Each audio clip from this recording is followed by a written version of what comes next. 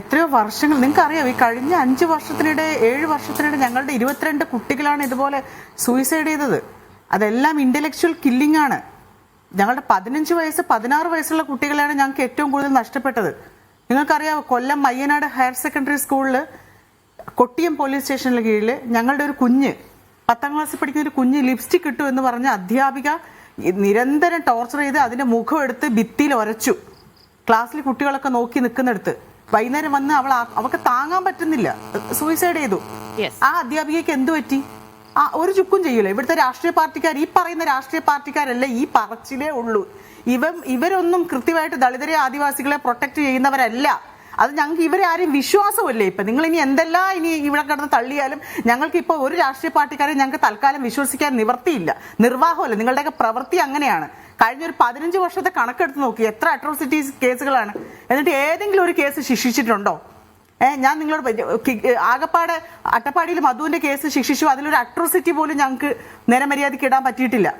Atrocity പോലും അവനെ 4 മണിക്കൂർ തടഞ്ഞു വെച്ച് തുണി ഉരിച്ച് റോട്ടിലൂടെ നടത്തിക്കൊണ്ട് മർദ്ദിച്ച് കൊന്നു കളഞ്ഞവൻ, ഞങ്ങളുടെ സഹോദരനെ കൊന്നു കളഞ്ഞിട്ട് ഇവർക്ക് ഒരു അട്രോസിറ്റി പോലും ഇടാനായിട്ട് ഇവിടുത്തെ കോടതികൾക്ക് സാധിച്ചിട്ടില്ല. ഒരു APPക്ക് അത്, പ്രോസിക്യൂട്ടർക്ക് അത് തെളിയിക്കാനും മര്യാദയ്ക്ക് അത് പ്രസന്റ് ചെയ്യാനും സാധിക്കാത്ത ഒരു സ്ഥലത്താണ് ഞങ്ങൾ ജീവിക്കുന്നത്.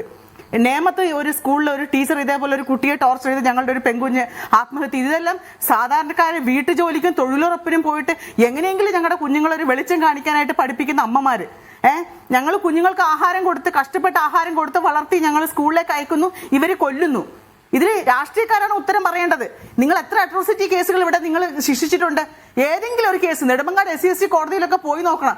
ബലാത്സംഗം ചെയ്താൽ പോലും ആ കേസിൽ പ്രതികൾ റിമാൻഡ് ചെയ്യത്തില്ല.